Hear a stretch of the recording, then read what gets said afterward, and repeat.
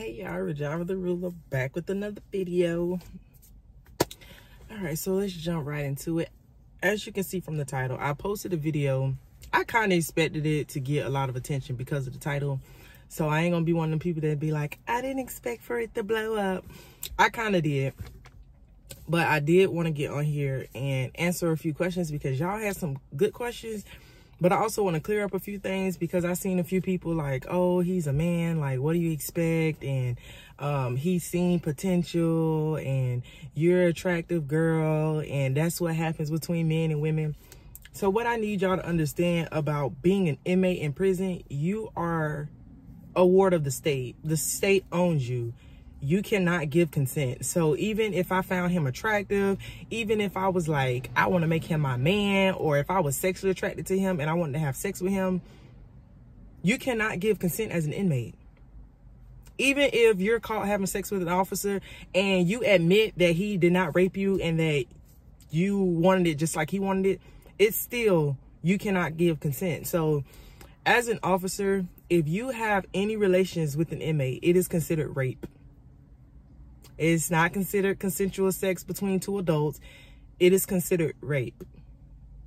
So with that being said, saying that, oh, that's what's supposed to happen between men and women, not when you're in prison, not when you're an officer and they're an inmate, or you're an inmate and they're an officer. It is not allowed for y'all to have any type of relations, obviously for obvious reasons.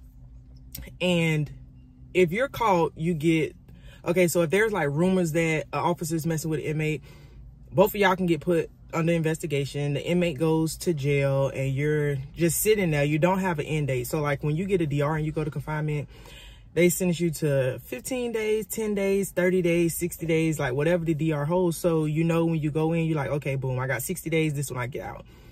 When you're under investigation, you're just sitting there until the investigation concludes. So that can be anywhere from 1 day to 180. They have up to 180 days to do something with you when they put you under investigation, and they can let you out at that 180 day mark, and then they can put you right back in jail and restart the investigation. So, or they can file paperwork to prolong the investigation and never let you out from the 180 days. Now with an inmate, it's not really much they can do to an inmate. If an inmate has sexual relations with an officer, they can put you on investigation. Like the officers can go out their way to like bother you, take your contraband, search you and stuff like that. But as far as any laws or any DRs or anything like that, they can't do anything to you as an inmate because you're considered a ward of the state. So you can't punish the victim. So they'll harass you and stuff, but it's not really much they can do. They can ship you to another compound. They can switch dorms. Like they can try to make your life miserable, but it's really no paperwork they can file against you as an inmate if you have relations with an officer. Now on the back end, if you're an officer and say there's rumors that you and an inmate have something going on, you get put under investigation too. Now, a lot of times they still let the officers work while they're under investigation.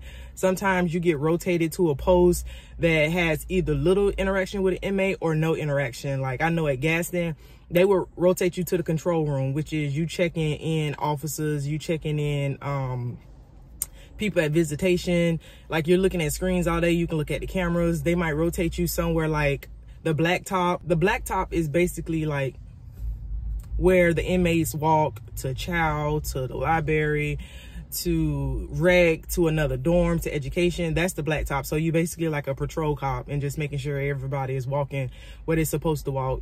Or they'll rotate you to another dorm where hopefully you'll learn from your lesson. And since you're around new people, they hope you won't start a new relation. If there is proof or there's extensive information during the investigation, but they can't quite prove it, but they know you did it, then you get fired. But if there is actual proof that you as an officer had sexual relations with an inmate, not only do you get fired, it's considered rape.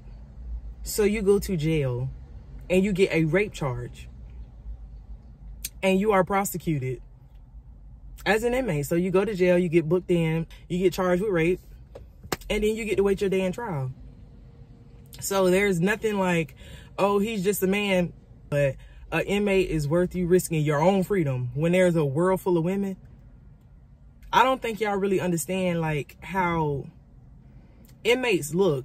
Like, of course, you know, it's some attractive inmates. So you see some, you're like, oh, she's a really pretty girl, or like, oh, she has a nice shape. Now, mind you, our uniforms, you can get them altered to fit, but for the most part, they're not really form fitting. So it's like you can barely really see. Sometimes you can if that thing altered to the gods. But we all wear blue.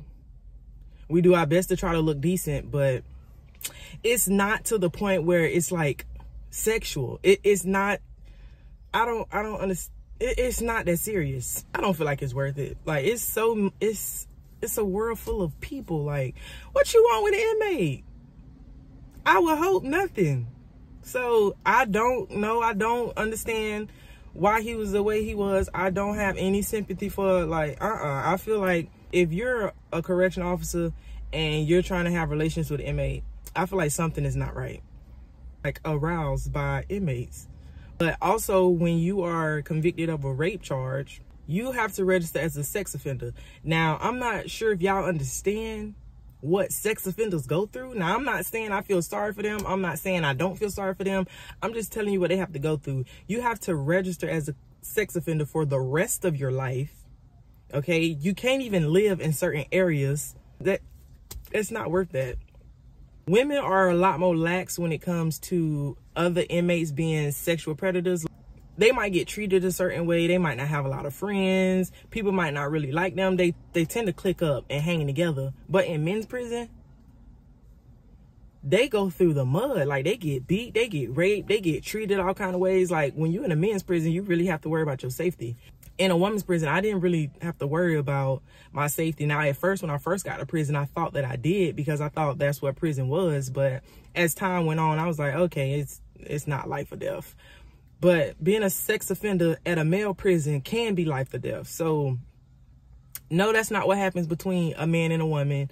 No, I don't understand why he would put it all on the line at all. And it's not like in prison, you can't just like openly have sex. Like, it's not like you can lay up like you want to, just go and get a room and take all your time, and you can't do that. Ain't nothing but some quickies in prison because there's cameras everywhere, so you have to find a blind spot. And then you have officers have to do their rounds every so often. Then you have like the captains, the lieutenants, they randomly do like walk-arounds. Like, they pop up all times of night, all times of day. You don't know when they're gonna pop up. They just come around because they have to like sign in that they did their rounds and stuff. So it's like so much movement, so many eyes, it's cameras. So even if you find a spot that's ducked off, you don't have long because there's gonna be somebody doing a round or somebody coming over there to use the microwave if the microwave in their dorm broke, or coming over there to use the restroom if they on the yard.